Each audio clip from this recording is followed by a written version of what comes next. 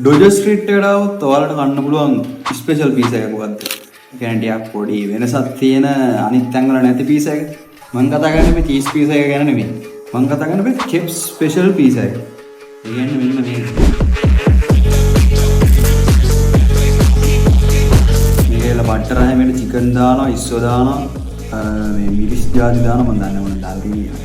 හැබැයි මේක තමයි අපේ ලිස්ට් එකේ තියෙන ස්පෙෂල් පීස් එක කෙප් ස්පෙෂල් එක. අපි කාලා බලමු කොහොමද මේක රහ කියලා. මොකද මේකේ චීස් උත් ටිකක් වැඩියෙන් දානවා අනිත් පීස් වලට සාපේක්ෂව. මම කියන්නේ චීස් පීස් එක නෙමෙයි අනිත් පීස් වලට සාපේක්ෂව සැරත් වැඩිපුර දාලා තියෙන්නේ. බැලුවම පේනවා මේ කොච්චර චිකන් දාලා තියෙනවද කියලා.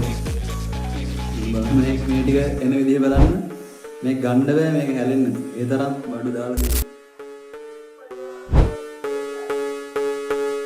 Wow. සුපිරි අට්ටමයි පොළේ කාලේ ඉතින් ස්පෙෂල් එක ගන්න එන්න මේක ඩොජර් ස්ට්‍රීට් එක විතරයි මේ කෙප් ස්පෙෂල් පීස් එක දෙන්නේ. ඉතින් ඇවිල්ලා කාලා පට්ට රහයි මම ගාව රසම් පීස් වලින් ගත්තා මේක. ඉතින් වෙන try කරලා බලන්න.